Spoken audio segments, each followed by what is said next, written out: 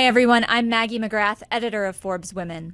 The Senate today voted on the Right to IVF bill, and it needed 60 votes to advance, and for the second time in 3 months, it failed to reach that threshold. Joining us now, straight from the Senate floor, is the senator who sponsored this legislation, Tammy Duckworth. Senator, thank you so much for joining us. Thanks for discussing this really important issue. So the vote today fell mostly along party lines, 51 to 44. What is your comment on the outcome? Why did the Right to IVF bill fail yet again? Well, because the majority of my Republican colleagues, with the exception of two, Senators Murkowski and Collins, kowtow to Donald Trump. And they stick to the party line as long as he tells them to vote a certain way. That's what they do. They claim to support IVF, and yet here's a bill that is very benign in basically setting up the right for people to access IVF without actually requiring you to seek IVF, and yet they refuse to vote yes on it. And so I'm deeply disappointed that my colleagues who have been claiming to support IVF actually voted against that right for Americans today.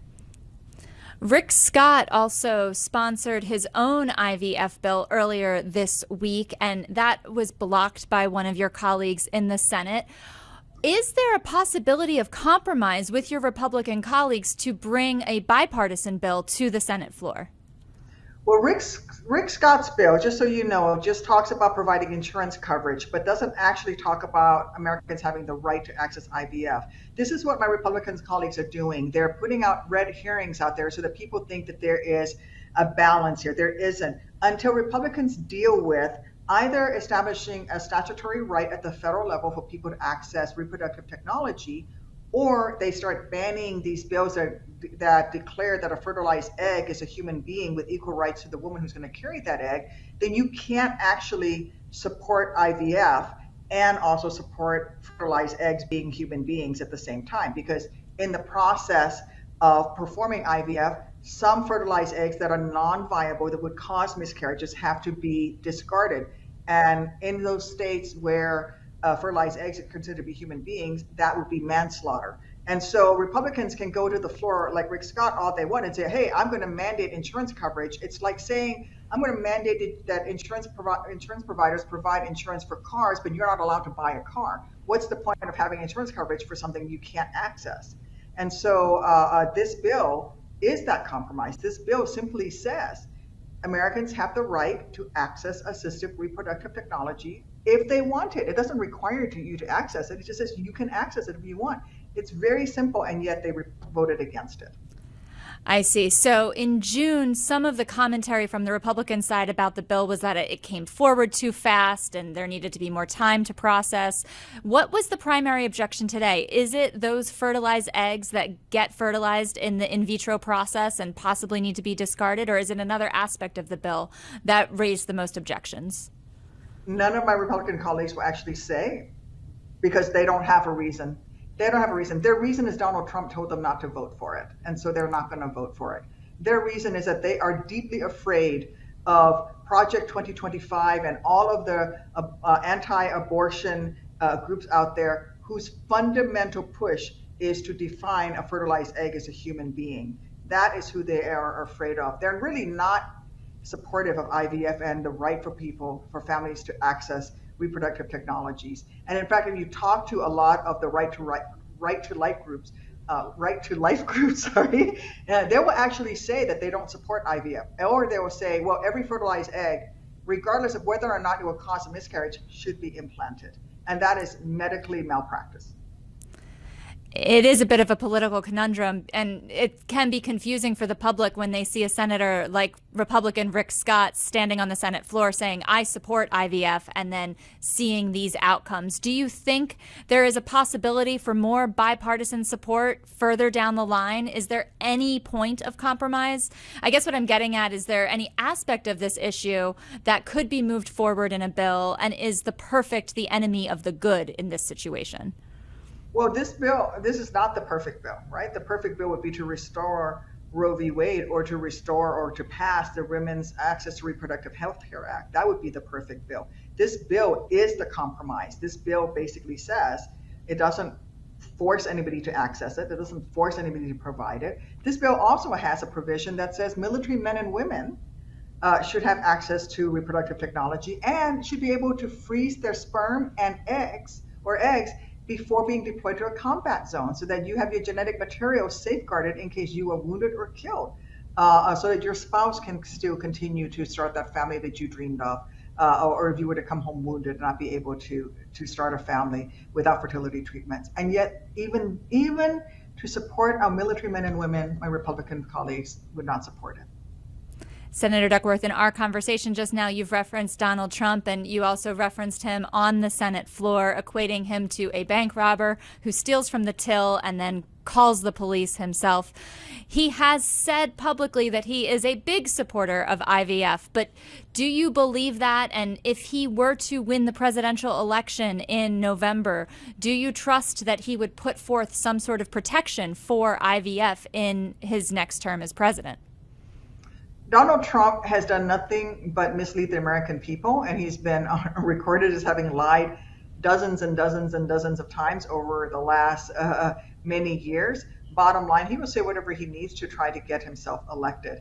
I do not trust him. I do not trust the man who is responsible for the fall of Roe v. Wade, the man who boasts about putting 3 Supreme Court justices on the bench that led to the Dobbs decision, that led to the opening of these personhood amendments all across the state, who in his recent debate, presidential debate, said that he did a beautiful thing by letting the states decide what would happen. And now you see state after state after state, the state legislature has banned women's access to reproductive choice and have defined life as beginning at the egg fertilization. Even in states where, when put to the ballot, when choice was put to the ballot, the overwhelming majority of the voters voted to support choice, as happened, in many places across the country. And yet, Donald Trump continues to be very proud in proclaiming that he is the reason that women no longer have reproductive choice across this country, and that it is the states who are going to be able to decide what you can and cannot do with your bodies, including having access to IVF. So this vote today was 51-44. You call it the compromise bill. It is not the perfect bill, as you say. Where do you go from here? What is next for this legislation? Do you go back to the drawing board? Do you tweak it? What's in the coming days and weeks for you as it relates to this legislation?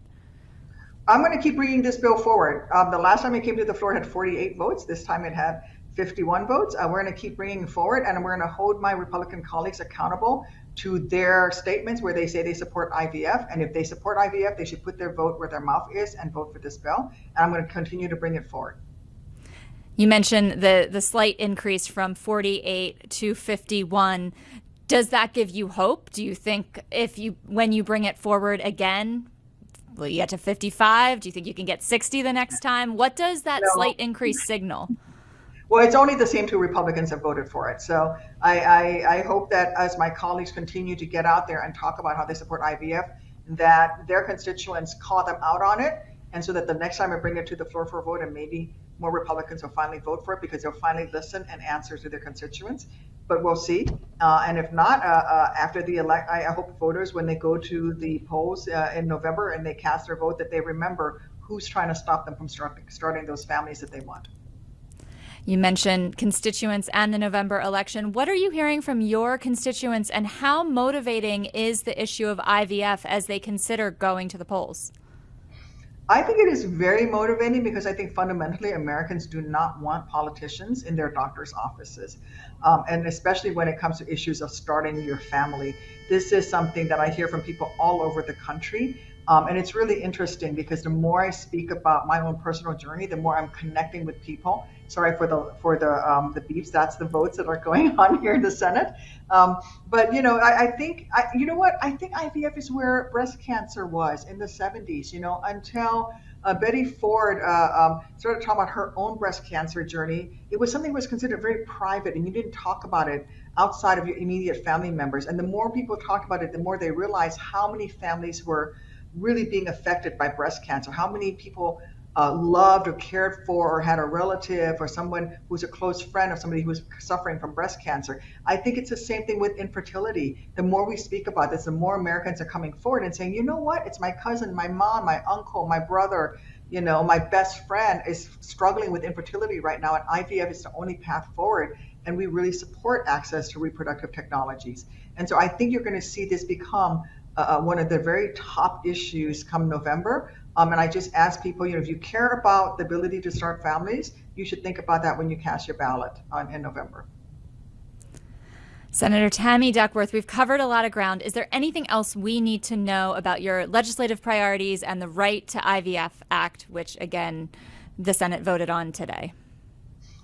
Well, just that this is about a federal statutory right, and that it certainly states are still going to be able to pass their own legislation, but what it says is that you cannot be prosecuted, that you have a right to access the technologies, and it does not force anybody to access the technology. That's the critical piece where people are not going to be forced to offer it or cover it, but instead you're going to be able to access it if you want it. And it's fundamental to human beings to want to start your families, and it's really sad that the bill didn't make it today, but we'll keep working on it. Senator Tammy Duckworth, thank you so much for joining us and sharing your perspective. We really appreciate your time. Thank you. My pleasure.